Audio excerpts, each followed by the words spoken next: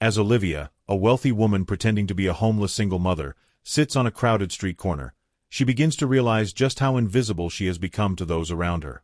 Despite her sign pleading for help, the indifference and coldness she encounters from passers-by is more than she expected. Just when she's about to give up hope, a young man, barely scraping by himself, offers her the only money he has. But it's the final interaction with a mysterious older man that truly shatters her perspective, leaving her stunned by a twist she never saw coming. What she learns about kindness and human nature will change her forever. But before we dive in, leave a comment and let us know where you are watching from today. And if this story speaks to you, hit that subscribe button for more amazing stories.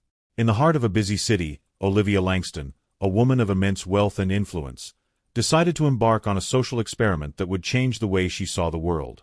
Olivia had grown up surrounded by luxury, never knowing the harshness of survival that many faced daily. But lately, something had been gnawing at her. She had been donating to charities for years, attending lavish galas where people in gowns and tuxedos patted each other on the back for their generosity. Yet, it all felt hollow. Were people really kind and generous, or did they only show compassion when they knew it could benefit them? One crisp fall morning, Olivia, known for her designer clothes and polished image, stepped into a shabby thrift store.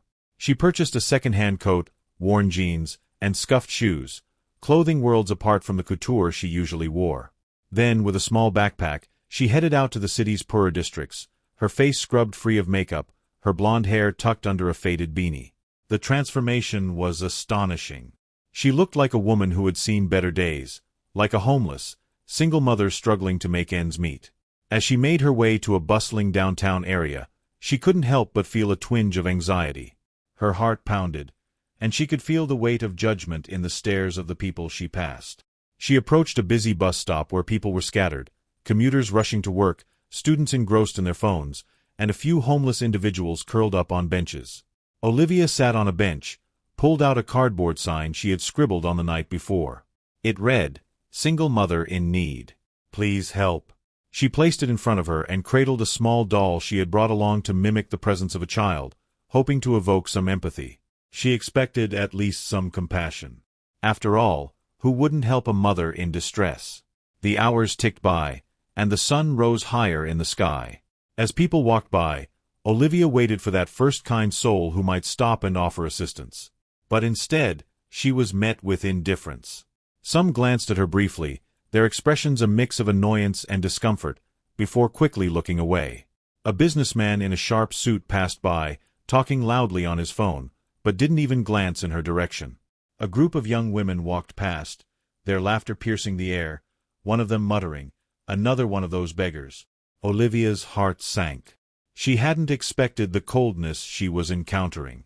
The world looked very different from this angle, stripped of its usual gloss and glamour. She began to wonder if anyone would stop. Her stomach churned, not from hunger but from the sinking realization that the kindness she had once believed in might not be as prevalent as she thought. Then, a middle-aged woman with a worn-out coat approached. For a moment, Olivia's hope reignited. The woman stopped in front of her, but instead of offering help, she sneered, "You should be ashamed of yourself. Using your kid to get money? Pathetic." She spat the words like venom, shaking her head in disgust before walking away. Olivia's face flushed with embarrassment. She wasn't sure if it was the sting of the insult or the weight of the judgment, but tears pricked at her eyes. She wiped them quickly, determined not to give up. Maybe the next person would be different. Another hour passed. Her stomach growled, but she resisted the urge to leave. She needed to see this through. Then, as the sun began to set, a young man in his 20s, wearing a hoodie and tattered jeans, approached her. His eyes were tired, and his hands were rough from work. He stopped in front of her and glanced at her sign. "Hey," he said softly, his voice raspy. "You okay?" Olivia looked up, surprised. This was the first person all day who had even spoken to her. I'm just trying to get some help for my kid," she replied, motioning to the doll in her arms. "I haven't eaten all day." The man reached into his pocket and pulled out a crumpled $5 bill. "It's not much, but it's all I got right now.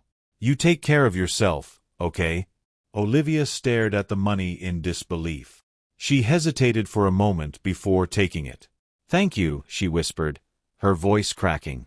The young man nodded and walked away, disappearing into the crowd. Olivia sat there, clutching the bill, her mind racing. Of all the people who had passed her that day, businessmen, professionals, families, it was a young man who clearly didn't have much himself who showed her the most compassion.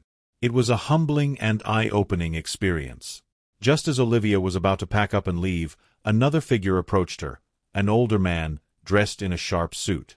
He looked out of place, standing in the dingy area of the bus stop, his silver hair glinting in the fading sunlight.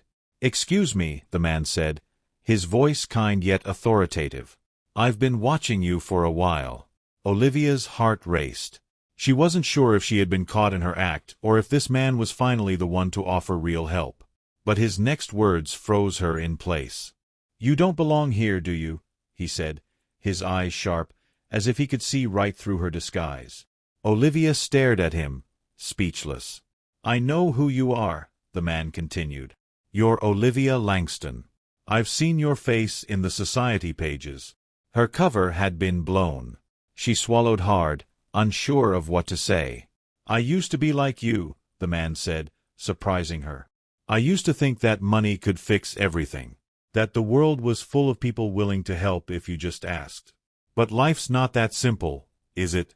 Olivia shook her head, her eyes filling with tears. "No, it's not." The man sat down beside her. "I lost everything once. My family, my job, my home. I was in the same position you're pretending to be in now. And let me tell you, it changes you. It makes you see the world differently." Olivia nodded, unable to speak. The weight of what she had learned today was overwhelming. "People don't help because they don't understand," the man said. "They're too caught up in their own lives. But those who have been through it, they get it. They know what it's like to need a hand and not get one." Olivia looked at him, her heart heavy with the truth he spoke. She had come out here expecting to find compassion, to prove that people would help when it mattered. But what she had found was a world that was far more indifferent than she had ever imagined. "Thank you," she whispered to the man, "for seeing me, for understanding." The man smiled softly. "Don't thank me. Just remember what you've learned today. And when you go back to your life of luxury, don't forget that not everyone is as fortunate as you." With that, he stood up and walked away, leaving Olivia alone on the bench, clutching the $5 bill in her hand. She sat there for a long time, reflecting on the day and the harsh reality she had uncovered. The world wasn't what she thought it was. But now that she knew, she was determined to do something about it. From that day forward, Olivia's approach to helping others changed. She no longer just threw money at problems, hoping it would make her feel better.